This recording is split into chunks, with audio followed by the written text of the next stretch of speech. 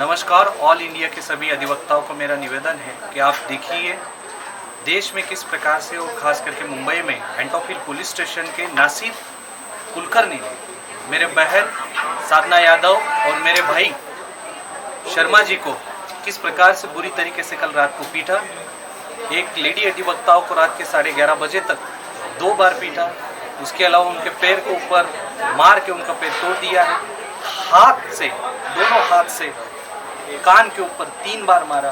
और आज उनकी हॉस्पिटल में क्या हालत है और उन्होंने क्या किया है ये आप उन्हीं के मुंह से सुनिए भाइयों। एंटोफिल पुलिस स्टेशन में नासिर कुलकर्णी सर ने और 6 से 7 महिला अधिकारियों ने बुरी तरह मारा है। इस तरह मारा है, मेरा बाल खींच के मुझे ग्राउंड फ्लोर से फर्स्ट फ्लोर पे ले जाया गया।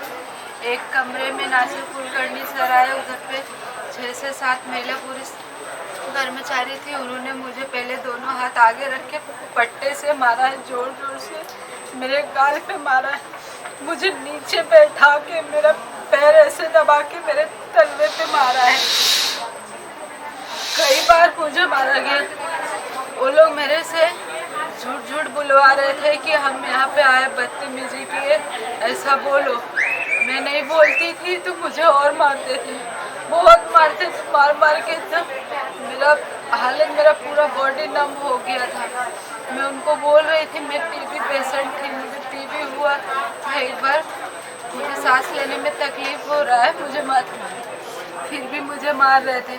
जब मैंने उनकी बात मानी, जब मैंने उनको ये बोला कि हाँ मेरे से गलती हुआ, मैं माफ़ी मांगती हूँ, तब जाके उन्होंने मारना रोका। ये मुझे ऐसा दोपहर में मारा गया पट्टे से, गाल पे, पैर पे। फिर शाम को फिर 7 बजे के करीब फिर एक दूसरे कमरे में नासिर कुलकर्णी सर ने मुझे खड़ा करके, मेरे पीछे कबर्ड था, मेरे सर पे ऐसे दोनों हाथ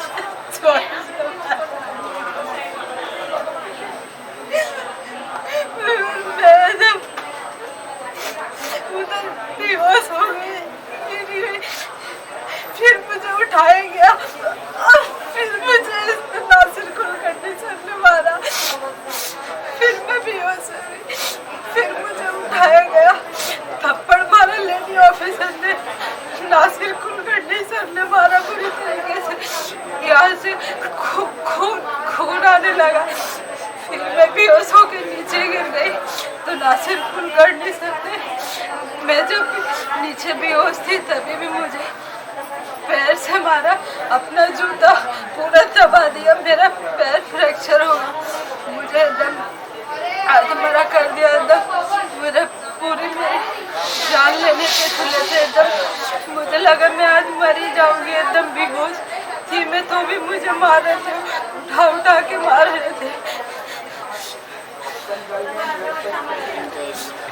मुझे कल दोपहर में जो एंटोफिल पुलिस स्टेशन के जो सीनियर पुलिस इंस्पेक्टर है, जिनका नाम है नासिर कुलकर्णी, और उनके जितने भी सहयोगी हैं, उन्होंने मुझे बिल्कुल जानवर की तरह इस प्रकार से सीढ़ियों से घसीट कर ऐसे लात घूंसों से मारते हुए एक ऐसे बंद कमरे में ले गए जहाँ पे मुझे वो इस तरह मारते थे कि जैसे मेरी जान निकल जाएगी।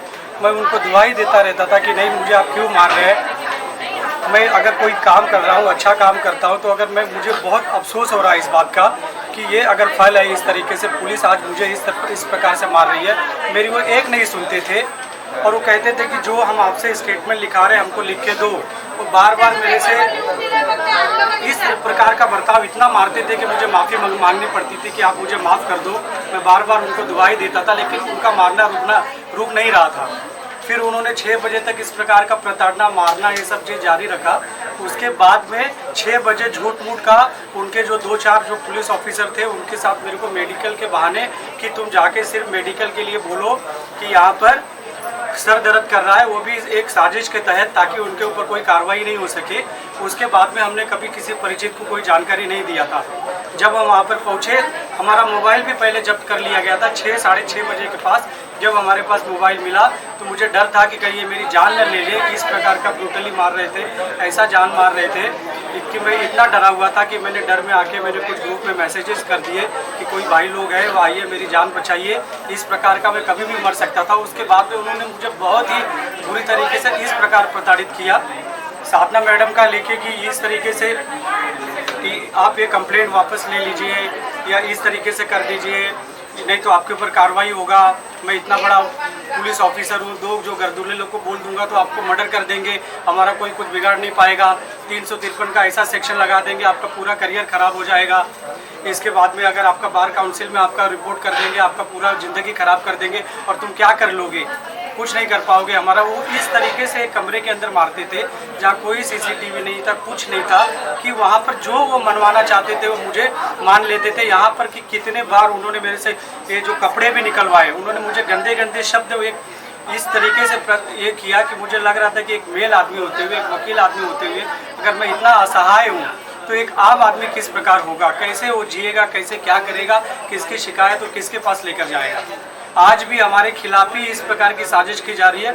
हम यही मांग करते हैं कि ये प्रॉपर इसका एक ऐसा इन्वेस्टिगेशन होना चाहिए जिससे पूरा सच बाहर आ जाए कि आखिर हमको इस प्रकार मारा क्यों गया, हमारा कारण क्या था, इसके पीछे कौन है, क्या है। सीनियर इंस्पेक्टर अगर किसी लेडीज़ को मार के, अगर वो क्या हमको डराना चाहते हैं, हमारे को अगर फ्रैक्चर है, मैं मर सकता था, मुझे इस तरह मारते थे, हर बार पे मेरे को डर लगता था। मुंबई के अधिवक्ता, महाराष्ट्र के अधिवक्ता और देश के अधिवक्ता, आपने सुना होगा किस प्रकार से निर्दयता और बर्बरता की अगर कोई चेहरा होगा तो वो है नासिर कुलकर्णी। उस नासिर कुलकर्णी ने मेरी बहन और मेरे भाई को मारा है। If this is not a time when we are going to be united, this is the high time. So I am requesting all the advocate, please support Advocate Protection Act, please support Advocate Sadhna Yadav and support Advocate Sharma ji, support for their fight. We want Advocate protection act. एक दूसरा, इसमें नासिर कुलकर्णी जो दोषी है उसका immediate suspension हो, sanction देके उनके ऊपर एफआईआर और उनको अरेस्ट की जाए। अटेम्प्ट टू मर्डर और कई सारे 354, 201, 34, 120B, 506, 323, 324 कई सारे सेक्शंस लगा के उनके ऊपर इमीडिएटली एफआईआर रजिस्टर्ड और उनको अरेस्ट किया जाए। अगर ये कोई सामान्य नागरिक करता तो इस प्रकार से उनके ऊपर एफआईआर होकर नॉन बेलेबल सेक्शन लग के जेल में होता। आज नासिर कुलकर्णी के खिलाफ में हम सभी एकता होना चाहिए और this is the high time.